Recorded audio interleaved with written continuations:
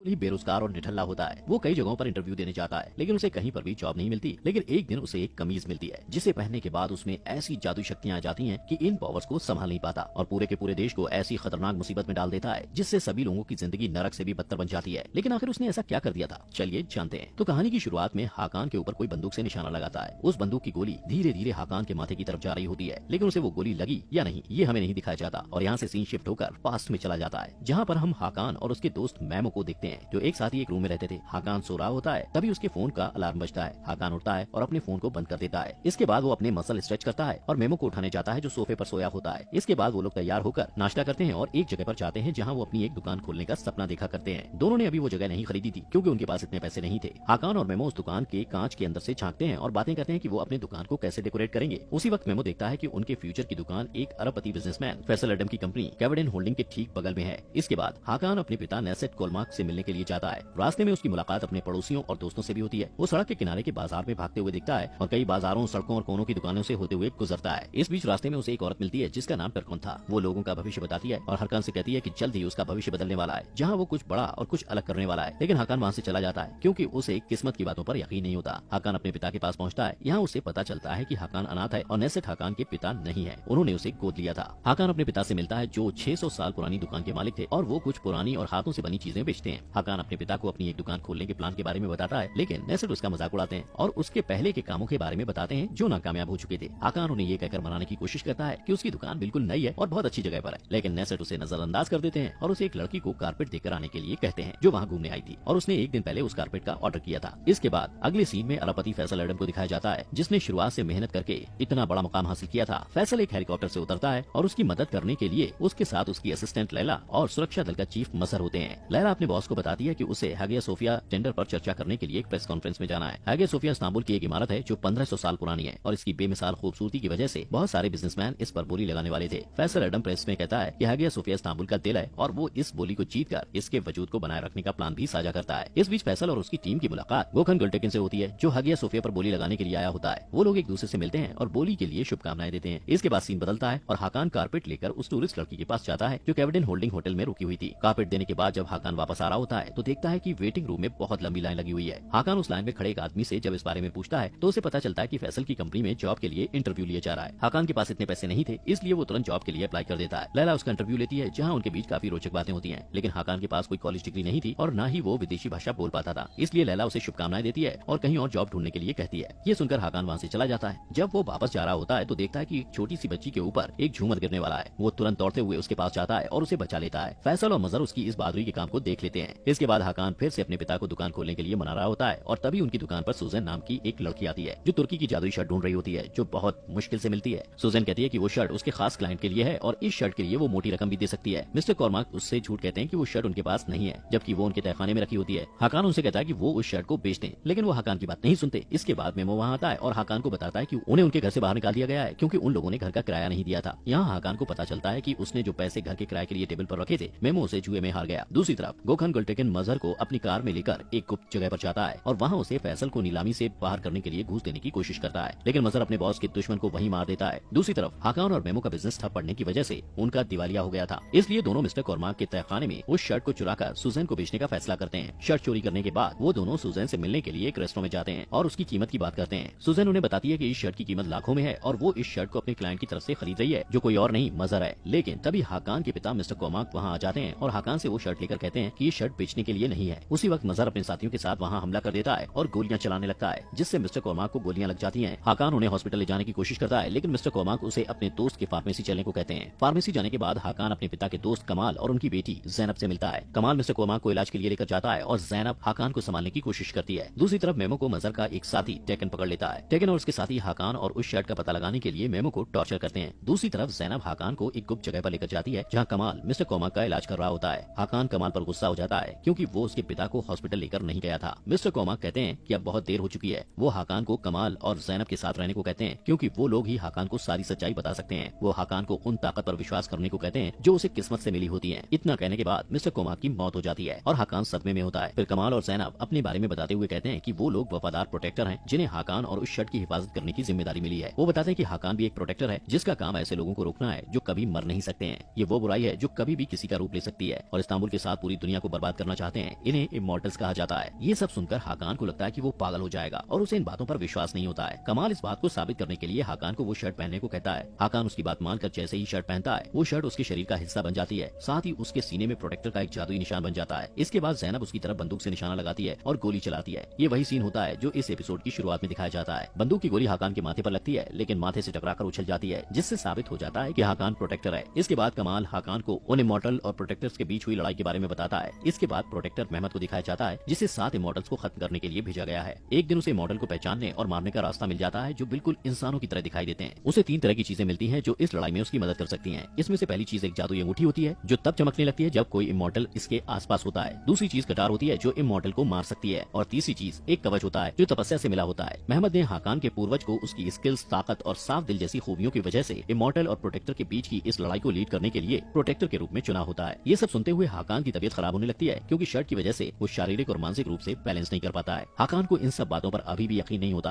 और वो सोचता है कि कमाल और उसकी बेटी ने उसे किसी तरह का नशा दिया है। दूसरी तरफ टेकन और उसके साथी मेमो से हाकान और उस शर्ट के बारे में पता लगाने की कोशिश करते हैं। इधर कमाल और ज़ैनब के यहाँ कमाल हाकान को लेकर परेशान होता है और कहता है कि हाकान बिल्कुल भी ट्रेन नहीं है और इमॉर्टल लड़ने के लिए तैयार नहीं है, इसलिए वो हाकान को लड़ाई के लिए तैयार करने का फैसला लेता है। इस बीच हाकान उस जगह से भाग जाता है और वापस अपने अपार्टमेंट में आ जाता है, जहाँ उसे पता चलता है कि टेकन उसका पता लगाने के लिए आस पड़ोस में पूछताछ कर रहा है। वो घबरा जाता है और अपने कमरे में ये सोचकर जाता है कि मेमो वहाँ होगा, लेकिन उसे मेमो नहीं मिलता। उसी वक्त उसकी नजर एक अजीब से डिब्बे पर पड़ती है, जिसमें एक बंदूक के साथ एक तस्वीर होती है, जो 1989 के समय की ली गई थी। उस तस्वीर में कमाल, नेसेट और मुराद नाम का एक आदमी था। इस बीच ज़ैनब हाकान को ढूंढते हुए वहाँ आती है और वो लोग बात कर रहे होते हैं। तभी टेकन हाकान को मेमो के फोन से मैसेज करता है और उसे सुल्तान अहमद स्क्वायर मिलने के लिए बुलाता है। हाकान को लगता है कि मेमो ने उसे मिलने बुलाया है, इसलिए वो ज़ैनब के साथ उससे मिलने के लिए चला जाता है। दूसरी तरफ कमाल सुजैन से मिलने के लिए आता है, ताकि वो पता कर सके कि उसे वो शर्ट किसके लिए चाहिए थी। उसे लगता है कि सुजैन के जरिए वो इमॉर्टल का पता लगा सकता है, लेकिन तब तक बहुत देर हो चुकी होती है, क्योंकि मजहर ने आम आदमी बन के सुजैन को मार दिया था, क्योंकि उसे डर था सुजैन उसकी पहचान लोगों के सामने ला सकती है। दूसरी तरफ टेकन मेमो के जरिए हाकान को स्क्वायर तक लाने में कामयाब हो जाता है और मेमो को वहाँ चारे के रूप में इस्तेमाल करता है। जब हाकान मेमो को देखता है तब उसके पास जाने की कोशिश करता है, लेकिन तभी टेकन अपनी छुपी हुई जगह से हाकान के ऊपर 4 गोलियां चलाता है, लेकिन वो ये देखकर हैरान हो जाता है कि गोलियों से हाकान नहीं मरता। ज़ैनब उसकी मदद करने के लिए आती है, क्योंकि लगातार गोलियां चलने की वजह से वो कमजोर हो जाता है। टेकन ये सारी बात अपने बॉस मजहर को बताता है, जो ये सब सुनकर बिल्कुल खुश नहीं होता। इसके बाद हाकान और ज़ैनब कमाल की फार्मेसी की गुप्त जगह पर वापस आ जाते हैं। हाकान कमाल से उस तस्वीर के बारे में पूछता है जो उसे उसके पिता के बॉक्स से मिली थी। कमाल उसे बताता है कि नेसेट और मुराद उसके करीबी दोस्त थे। मुराद को हाकान से पहले प्रोटेक्टर के रूप में चुना गया था और मुराद ही हाकान के असली पिता थे। इमॉर्टल से लड़ते हुए मारे गए थे। नेसेट ने हाकान को गोद लिया था और उसे बचाने के लिए हाकान से ये सारी बातें छुपाई थी। इसके बाद हाकान कमाल और ज़ैनब से कहता है कि उन्हें जल्द से जल्द इमॉर्टल्स को ढूंढकर मारना होगा, लेकिन ये कोई नहीं जानता कि इमॉर्टल्स कैसे दिखते हैं और उन्हें पहचानने के लिए जादुई अंगूठी की जरूरत होती है। दूसरी तरफ फैसल हाकान की बहादुरी देखकर उससे काफी ज्यादा खुश था, इसलिए वो लैला को उसे सुरक्षा दल का हिस्सा बनाने के लिए कहता है। वहीं दूसरी तरफ हम देखते हैं कि टेकन मजहर को हाकान के बारे में कुछ जरूरी बातें बता रहा होता है। वो नेसेट का बैकग्राउंड चेक करता है और मजहर को एक फाइल देता है, जिससे पता चलता है कि उसका हाकान और उस शर्त से कोई रिश्ता है। दूसरी तरफ कमाल हाकान को उसके पूर्वजों के बारे में बताता है कि उन्होंने कैसे इस्तांबुल और पूरी दुनिया को प्लेग और अकाल से बचाया था, जो इमॉर्टल्स की वजह से फैला था। कमाल हाकान को अपनी दिमागी स्थिति को काबू करना सिखाता है, ताकि जादुई शर्ट उसे प्रोटेक्ट कर सके। वो हाकान के हाथों में गर्म पत्थर का टुकड़ा रख देता है, जिससे हाकान ज्यादा से ज्यादा दर्द बर्दाश्त करना सीख सके और वो इमॉर्टल का सामना कर पाए। वो उसे लड़ना सिखाता है। इसके बाद कमाल हाकान और ज़ैनब को बड़े वफादार से मिलने के लिए कहता है, जिसके पास जादुई अंगूठी होती है। वो कहता है इमॉर्टल उस अंगूठी को पाने के लिए कभी भी उनके पीछे आ सकते हैं, इसलिए ये देखना जरूरी है कि अंगूठी सही हाथों में है। प्रोटेक्टर को इमॉर्टल्स का पता लगाने और उन्हें खत्म करने के लिए तीनों जादुई चीजों की जरूरत होती है, जिसमें से जादुई शर्ट हाकान के पास होती है और जादुई अंगूठी बड़े वफादार के पास होती है। लेकिन सभी वफादारों के पास अलग अलग जादुई चीजें हैं, इसलिए उन चीजों को प्रोटेक्ट करने के लिए उनका उसूल होता है कि वो एक दूसरे से बात नहीं कर सकते। जब हाकान और ज़ैनब बड़े वफादार से मिलने जाते हैं तो कमाल सुजैन की मौत का पता लगाने के लिए हॉस्पिटल जाता है और वहाँ के एक कर्मचारी से बरामदे का सीसीटीवी फुटेज मांगता है। दूसरी तरफ मजहर फैसल से इस बात को लेकर नाराज होता है कि वो बिना उसकी सलाह के नए सुरक्षाकर्मी को काम पर रखने की कोशिश कर रहा है। फैसल उसे यकीन दिलाता है कि वो उसकी जगह कभी भी नए सुरक्षाकर्मी मतलब हाकान को नहीं देगा। वो उसे आगे सोफिया कॉन्ट्रैक्ट की जीत की खुशी मनाने को कहता है। फैसल इस बात से अनजान होता है कि उसकी ये जीत इसलिए हुई क्योंकि मजहर ने गोकन को मार दिया था। दूसरी तरफ हाकान और ज़ैनब बड़े वफादार से मिलने उसके पते पर जाते हैं और सुनसान से घर पर पहुँचते हैं। जब वो लोग घर के अंदर जाते हैं तो उन्हें एक आदमी मिलता है जो खुद को बड़े वफादार का बेटा बताता है। उसका नाम खान होता है। वो हाकान और ज़ैनब को बताता है कि उसकी माँ एक कमरे में बंद है, उसकी मानसिक स्थिति ठीक नहीं है और मॉनिटर की मदद से उस पर नजर रखी जाती है। वो ये भी कहता है कि 7 साल पहले उनके साथ एक हादसा हुआ था, जिसकी वजह से वो किसी से बात नहीं करती है। खान दोनों को अपनी माँ के कमरे में लेकर जाता है और खुद दूसरे कमरे में चला जाता है, जहाँ से मॉनिटर की मदद से वो उन पर नजर रखता है। हाकान बड़े वफादार को अपने सीने का जादुई निशान दिखाता है, जिसके बाद वो अपना मुंह खोलती है और बताती है कि खान उसका बेटा नहीं है और उन्हें फंसाया जा रहा है। वो हाकान को जादुई अंगूठी देती है, लेकिन उसका स्टोन गायब होता है। इस बीच खान वहाँ आ जाता है, लेकिन वफादार उसे गोली मार देती है। अब इससे पहले कि खान जिनके लिए काम करता था वो लोग यहाँ पहुंचे, हाकान और ज़ैनब सीसीटीवी फुटेज को खत्म कर देते हैं और वहाँ से निकल जाते हैं। वफादार उन्हें विश्वास दिलाती है कि वो खान के आदमियों को संभालेगी। दूसरी तरफ फैसल हकान को सुरक्षा दल में शामिल करने के लिए काफी सीरियस होता है, इसलिए लैला हकान को कॉल करके फैसल से मिलने के लिए बुलाती है। हकान उसकी बात मानकर फैसल से जॉब के बारे में बात करने के लिए जाता है और यहाँ उसकी मुलाकात मजहर से होती है। मजहर को ये नहीं पता होता कि वो वही हकान है जिसके पास वो जादुई शर्ट है और जिसका पीछा वो इतने दिनों से कर रहा है। इस बीच मजहर किसी को कॉल करता है और खान के बारे में पूछता है, जिससे ये पता चलता है कि मजहर ने ही खान को उस वफादार के घर में भेजा था। हकान को जब ये पता चलता है तो वो वहाँ फैसल के लिए सिक्योरिटी का काम करने के लिए तैयार हो जाता है, क्योंकि उसे लगता है कि वहाँ काम करते हुए उसे मजहर के बारे में और भी कुछ